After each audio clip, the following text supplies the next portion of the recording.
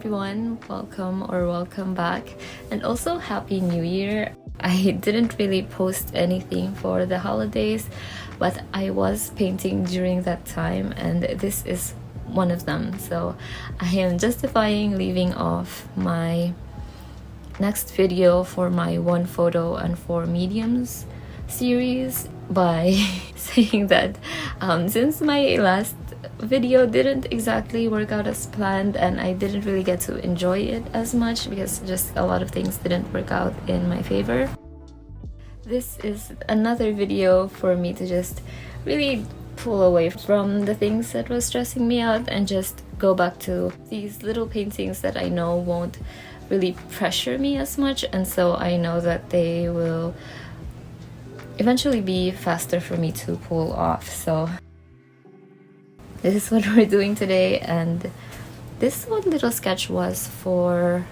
one of my other videos, so if you want to see the process for that, I will be leaving the link in the description. But it's from a movie called The New Mutants, which I haven't seen yet. I just saw the screenshot of it posted on Pinterest, and I think I was recommended it because I have drawn a lot of other photos of Anya Taylor-Joy, and I just also love painting her, so I'm doing another one. But I do want to say that I haven't seen the movie, and it sort of comes back to me towards the end, and I'll talk about that later. But for now, it started off fairly well. I really enjoyed painting her face, and I don't know, I just really love painting the face first because it looks like, especially when I'm doing these painting over sketches, because it looks like the face just pops off of the page when the rest of the page is still just the sketch.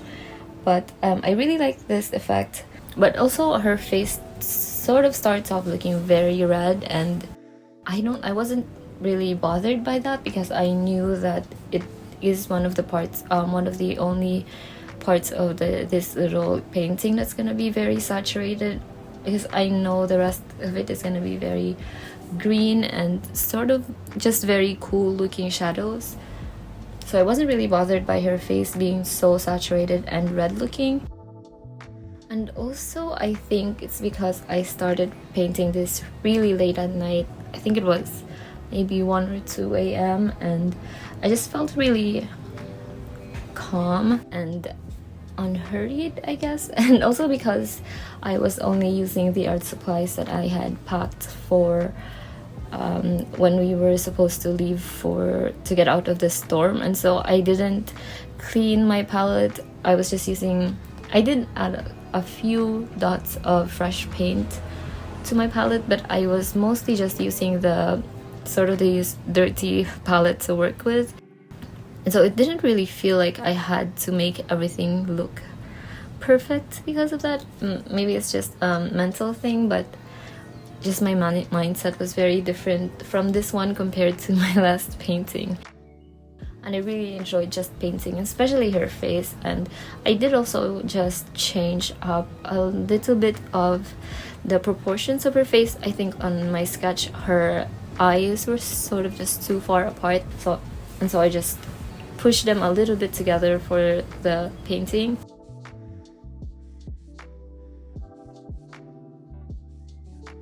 But I will say it again, and I keep on saying it, but I will say it again, but it is easier for me to mix these kinds of colors for her face because I am using my Holbeins, and these paints just have a lot of pigment in them, so they don't wash out or dull out when you mix the colors.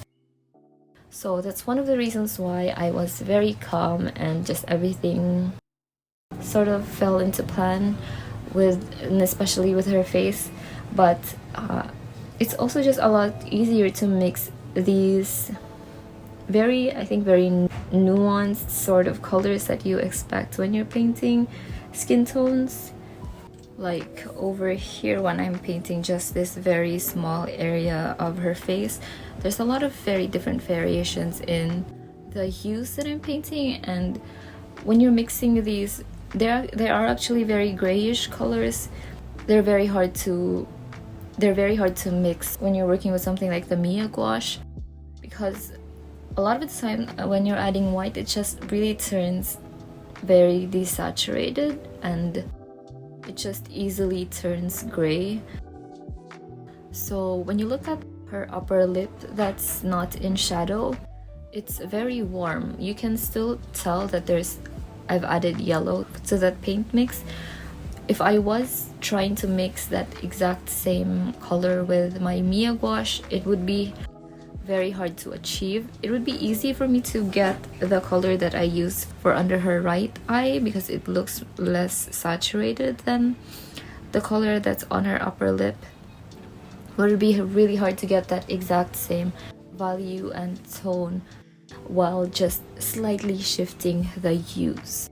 I really hope I'm using the exact terms right, but I feel like if you've used Mia gouache and you've tried to paint portraits with them and tried to mix skin tones with them, you would understand what I mean.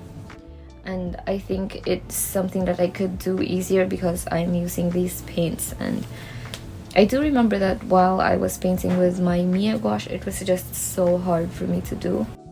I'm really not trying to discourage anyone from buying those paints, because when I was using them, I did really enjoy them a lot, but especially when mixing skin tones, it does get really hard. I'm saying this because I didn't really see a lot of YouTubers mention them in those reviews, and I didn't mention them while I was using my Mia gouache because I didn't know any different.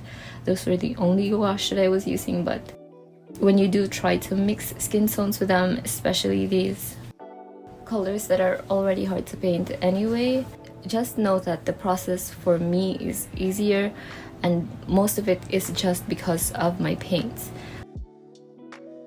Not to get too frustrated, just keep in mind that it is a very big factor. And now I'm going back to the painting.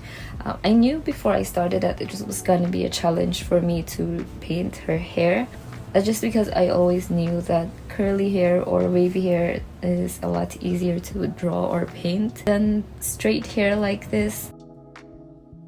I believe it's because when you're drawing or painting curly hair, there are a lot more shadows, so there's a lot of different shifts in values to work with.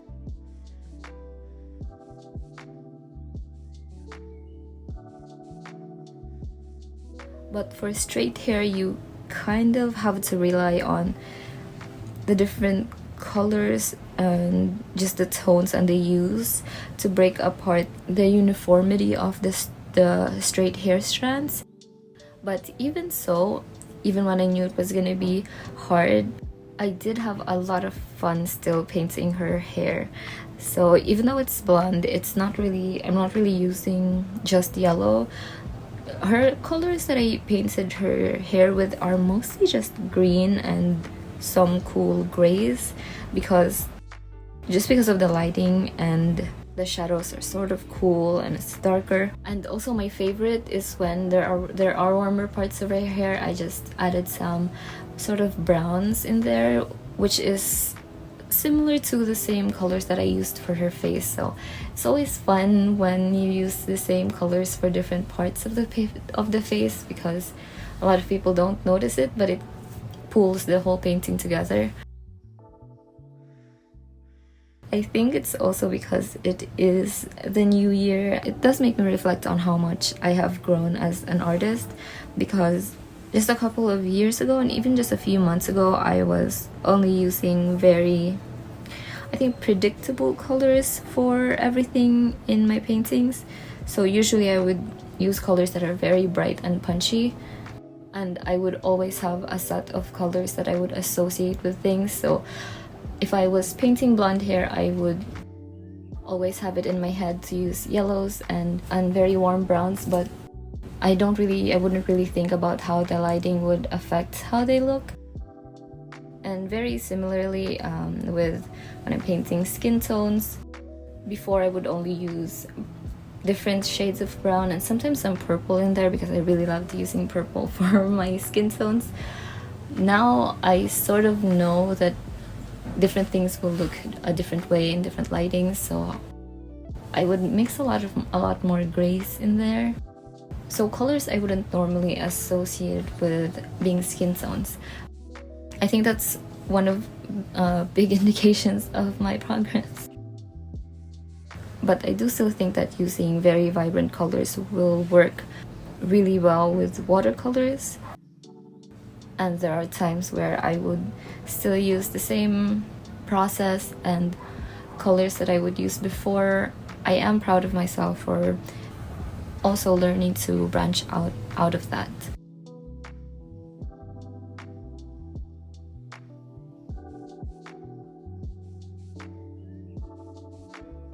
But I am going back to my big curveball that I had with this painting.